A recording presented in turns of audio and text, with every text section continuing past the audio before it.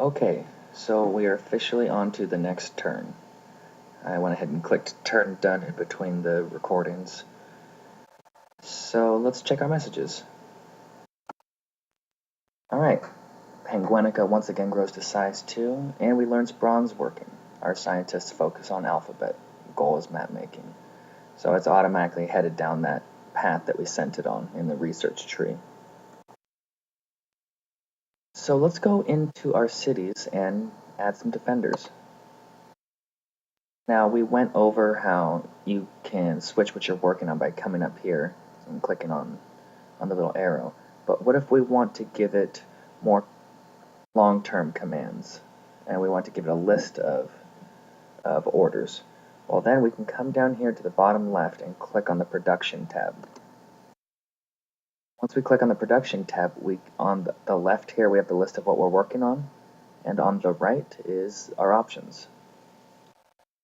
So when it comes to units, if you see when there's a unit here, it will build that last unit in the list indefinitely. So let's go ahead and add a phalanx in there. We double click on the unit over here on the right that we want to build, and we see it shoots over to the left there. And then once we have a defender there, we want to keep building settlers. So what this will tell it is, okay, go ahead and build a settler, then a phalanx, and then after that, continue to work on settlers until I give you additional orders. And you can look here at some of the details. This info says what their attack is, their defense, and how many moves they can make per turn. The cost in production points, and then how many turns it will take to build each unit. That's the gist of this screen here. That's the most important part. And if you're curious about what a unit does, you can click on it over here in the right and click Help. And that will open up the manual. And we can look in here and read about the unit.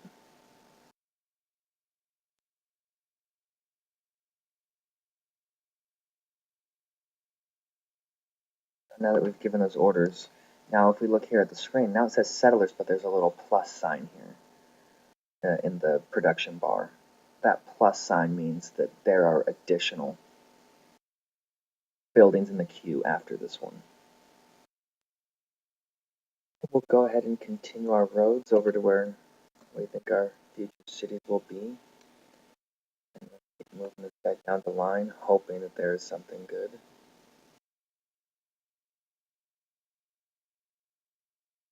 Once again, this is not the greatest place for a city. There really isn't a lot of food, but at least there is the tile that I'm standing on currently, which is grassland. There is ocean, which does yield some food, enough to support people. There's the whale, which will provide a little bit of a surplus, and the oasis here, which will provide some food as well. And this jungle here, later down the road, we'll be able to, you can rip up jungles and turn them into grassland for food. So this is an okay place to build.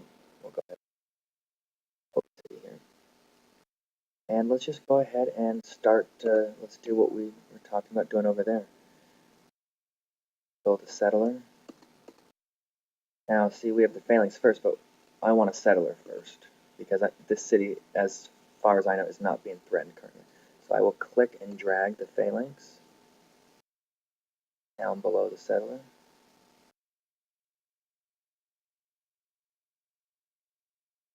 Not sure why it's not letting me.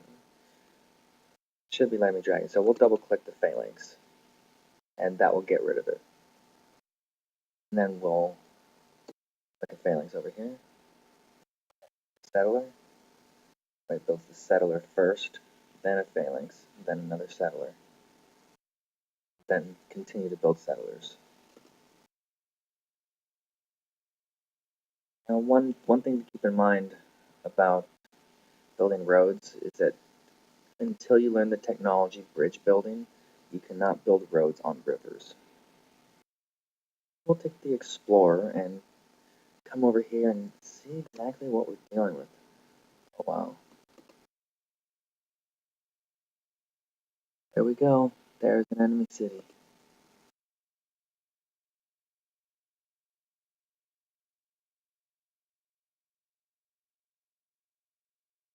Well, we now know where he is, and it's a race against the clock to see who can get down here first, and I am a little nervous about our chances of getting down there. But I think that wraps it up for this video.